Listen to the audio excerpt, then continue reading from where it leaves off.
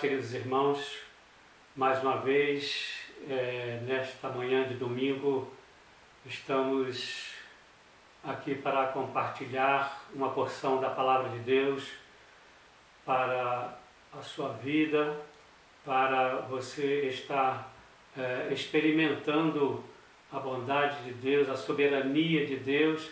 E como no domingo passado usamos um versículo de Isaías, está lá no capítulo 52, no versículo 7, nós queremos nesta manhã também estar compartilhando mais uma vez esse versículo, e diz assim o texto: quão formosos são sobre os montes os pés do que anuncia as boas novas, que faz ouvir a paz do que anuncia o bem, que faz ouvir a salvação do que diz a Sião: o teu Deus reina.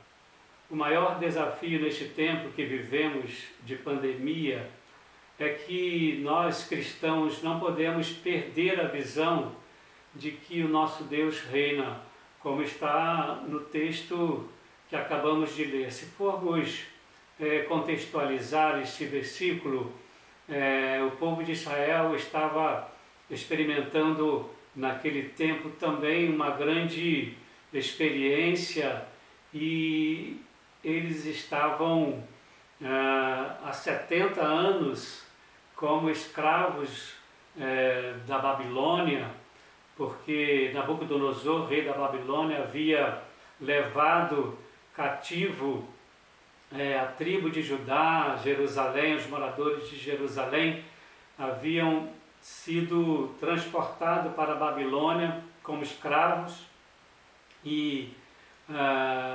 Nabucodonosor mandou destruir ali o templo, também a Jerusalém, e então eles estavam experimentando um tempo muito difícil.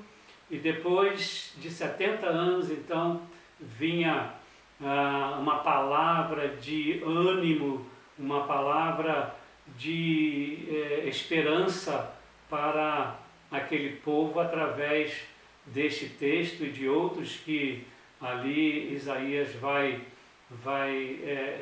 contar ali no seu livro profético.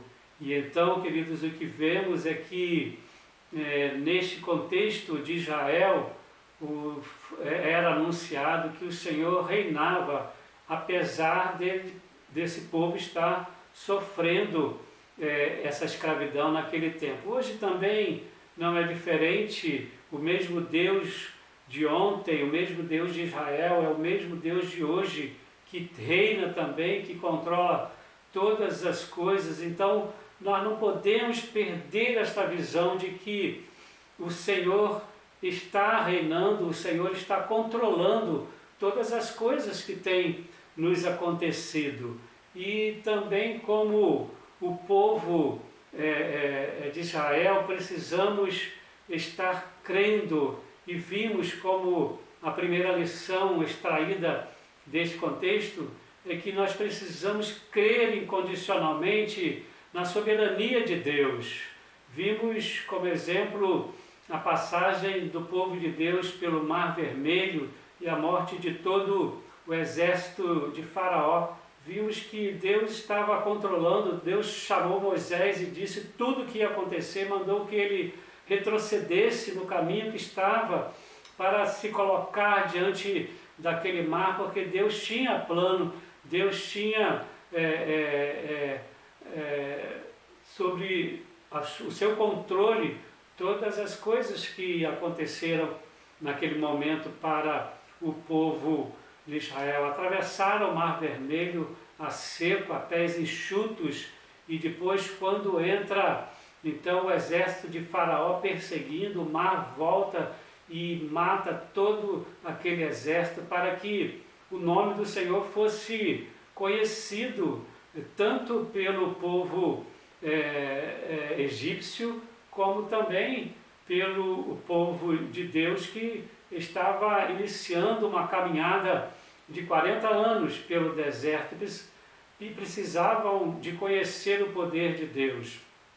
Quando o Senhor nos leva a certas experiências na nossa vida, desafios, é porque o Senhor quer nos abençoar, o Senhor também quer nos provar e muitas vezes o Senhor quer nos disciplinar, glorificar também o seu próprio nome através da nossa vida.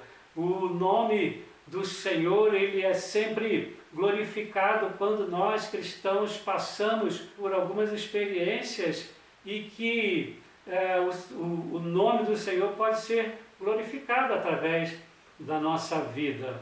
Então, queridos, neste momento, neste primeiro momento que estivemos compartilhando domingo passado com os irmãos este versículo, aprendemos ali que precisamos crer incondicionalmente na soberania de Deus. Deus está soberano sobre todas as coisas, Deus é soberano sobre todas as coisas e Ele tem todas as coisas sobre o seu controle e dentro dos seus próprios planos.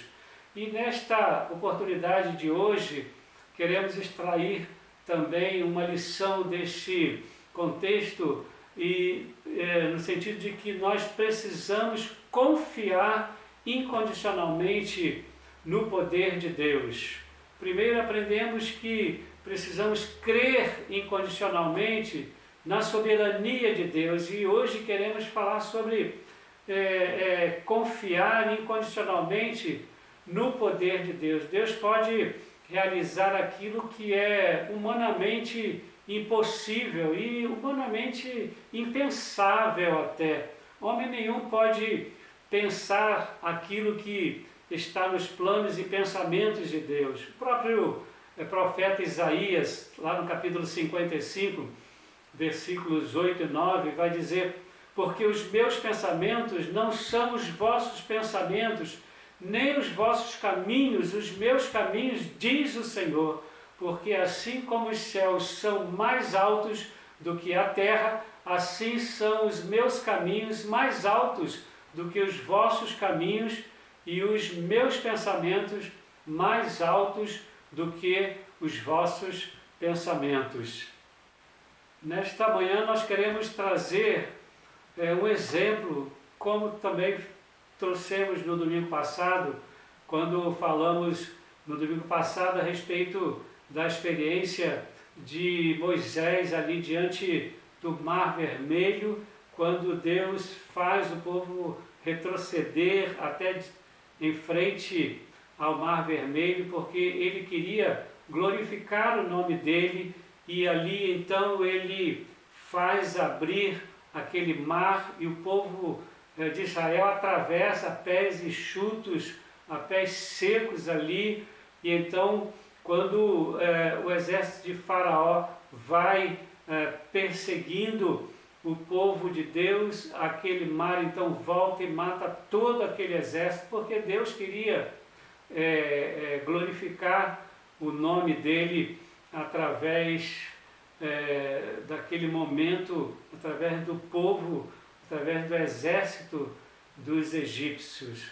E nesta manhã nós queremos trazer um outro exemplo agora do poder de Deus, que podemos ver ali numa experiência em que Josué tem ao comandar ali o povo na entrada, na conquista da terra de Canaã. Sabemos que Moisés trouxe o povo de Israel a partir do Egito até as portas de Canaã, ali na Transjordânia, que era antes da travessia do Rio Jordão. Então, Moisés traz o povo até aquele momento ali, depois Deus então leva Moisés, e quem assume o comando daquele povo foi Josué,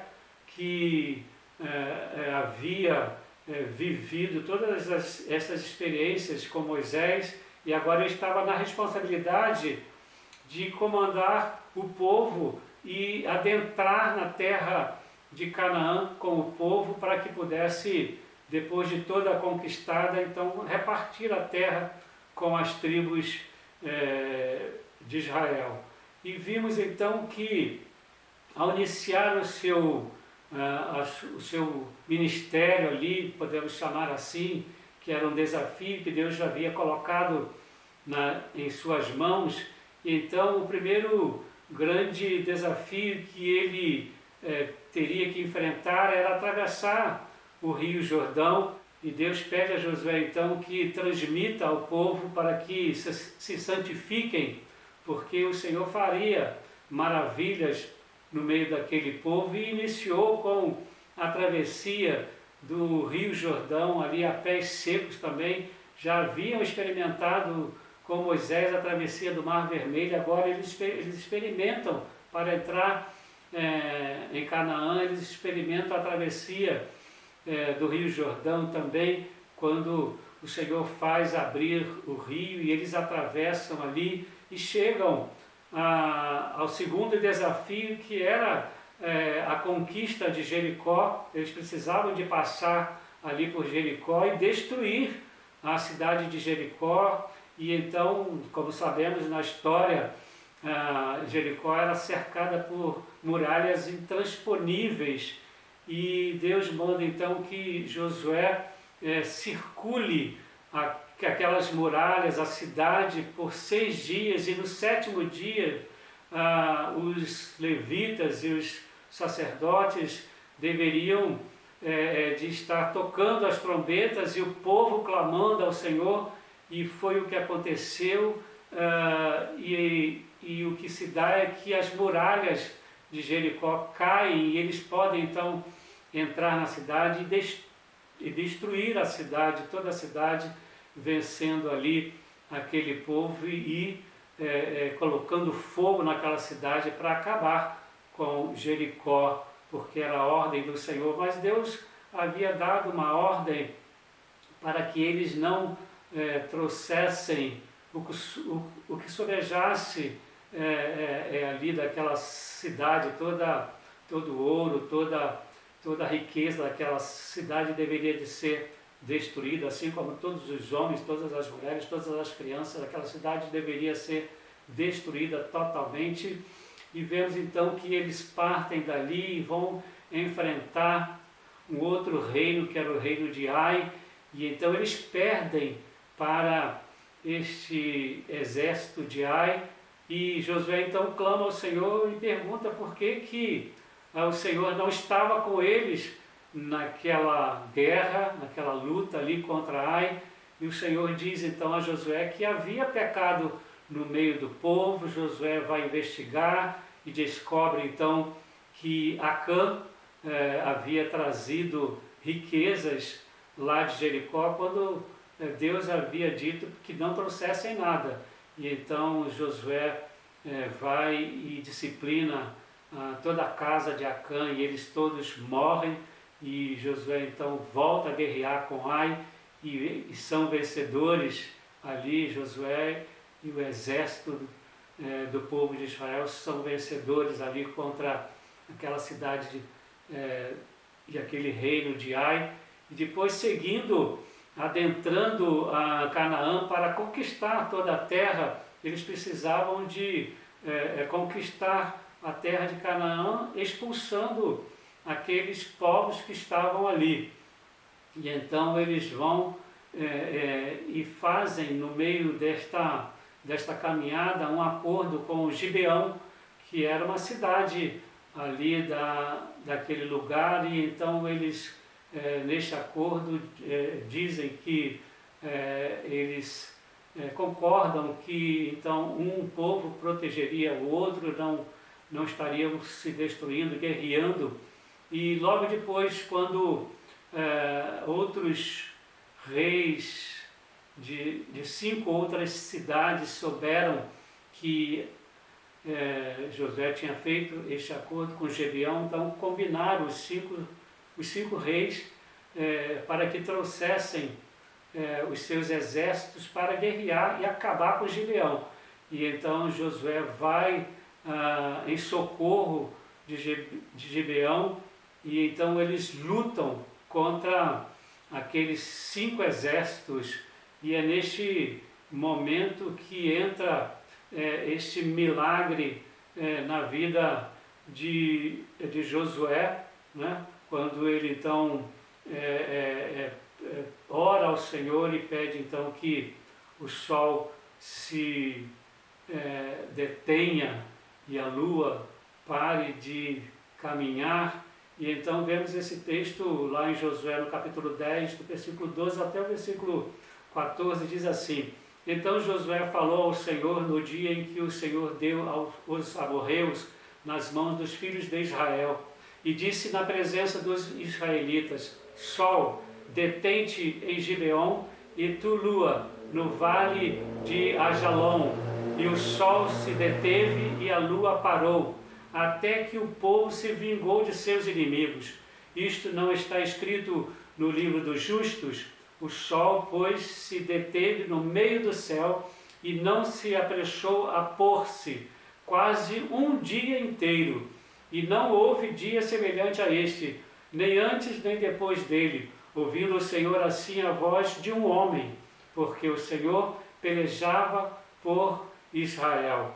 Então, queridos, o que vemos aqui é que Josué crê no poder de Deus, e é isso que nós estamos nesta manhã querendo transmitir e extrair desse texto, que nós precisamos de confiar incondicionalmente no poder de Deus.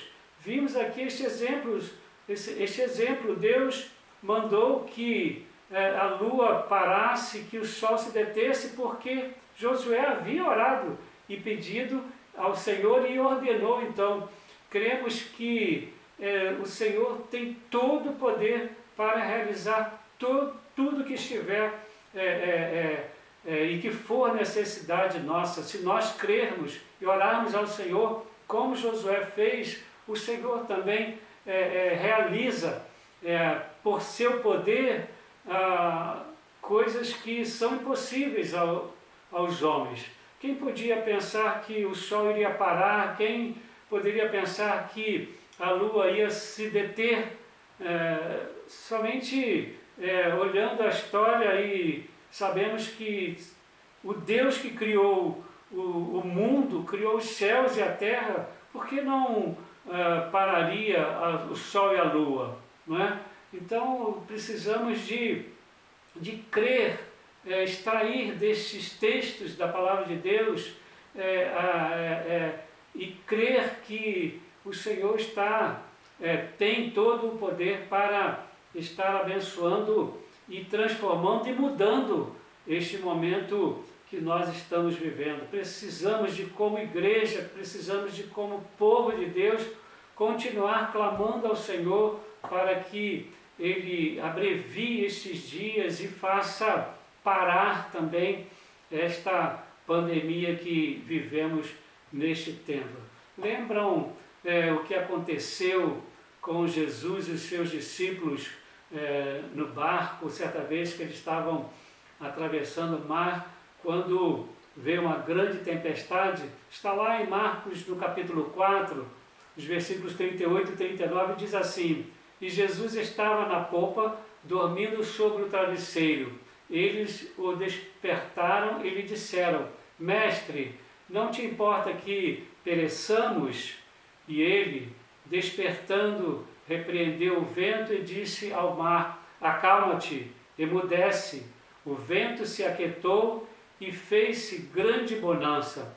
Vemos, queridos, que o nosso Deus e o nosso Senhor Jesus Cristo tem todo o poder sobre a natureza. Sim, vimos nestes dois exemplos que Josué ora e o Senhor determina que o sol pare, a lua pare.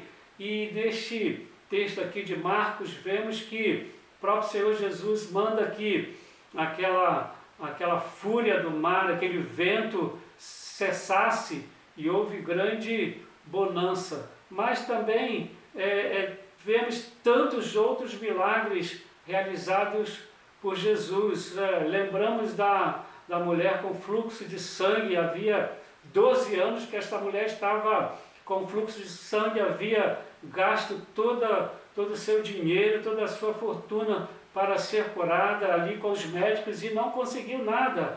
E então ela procura o Senhor Jesus e apenas tocando as vestes do Senhor, ela foi curada. Vimos neste mesmo contexto, porque o Senhor estava indo para a casa de Jairo, Jairo havia ido ao Senhor pedir para que ele curasse a sua filha, e então o Senhor Jesus vai à casa de Jairo, a filha de Jairo já estava morta, e o Senhor diz, Talita cumi, que quer dizer, menina, eu te digo, levanta. E então esta menina é ressuscitada ali pelo Senhor Jesus. Lázaro também ressuscitado, 4 dias já havia que Lázaro estava morto, e o Senhor ressuscita Lázaro também.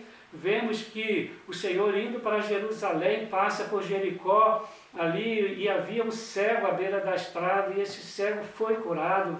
Vimos a multiplicação dos pães e peixes, a água transformada em vinho, os 10 leprosos, Jesus curando.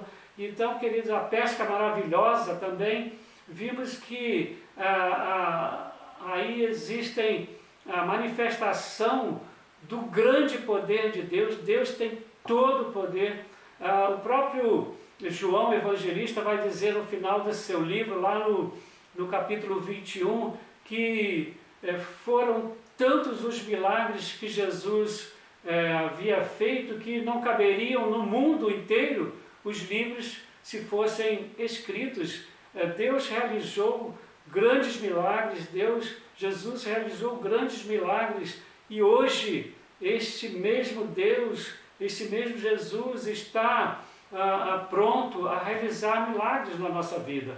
Eu não sei o que está acontecendo na sua vida, mas quero um conselho nesta manhã. Coloque sua vida, sua família, as suas preocupações nas mãos do Senhor. Ele pode realizar, Ele tem poder. Nós precisamos crer no poder de Deus. O mesmo Deus que realizou no passado, realiza hoje também nas nossas vidas. Coloque nas mãos do Senhor. Ele é todo poderoso para fazer o impossível, porque o nosso Deus reina sobre todas as coisas. Vamos orar? Pai querido, obrigado, Deus, por esta palavra que o Senhor traz aos nossos corações, à nossa mente, Senhor, nesta manhã, os ensinamentos destes textos bíblicos. Pai, queremos te agradecer pela oportunidade de estarmos compartilhando a tua palavra e ó Deus, experimentando as grandiosas realizações do teu poder através dos tempos, ó Deus, aprendendo, Senhor, nestes textos que o Deus que realizou todos esses milagres no passado também é o mesmo Deus e tem o mesmo poder de realizar nas nossas vidas hoje. Por isso queremos te pedir que o Senhor possa, nesta manhã, ó Deus, e neste dia, visitar aqueles que estão ansiosos, aqueles que estão incrédulos, desacreditados no teu poder, ó Pai, que possamos estar sendo alimentados pela tua palavra, Senhor, nesta manhã, no sentido de estarmos fortificando a nossa fé, crendo que o Senhor pode também nas nossas vidas estar realizando um milagre, ó Pai. Por isso te pedimos que o Senhor possa visitar a vida de cada um dos teus servos que vive neste tempo ansiosamente, ó Pai. Então, ó Deus, que o Senhor possa trazer renovo na vida de cada um deles, ó Pai. É a nossa oração que fazemos em nome de Jesus. Amém e amém. Amém, queridos. Creiam que o Senhor tem todo o poder para realizar milagres na nossa vida, e também creiam na soberania de Deus, porque o nosso Senhor reina.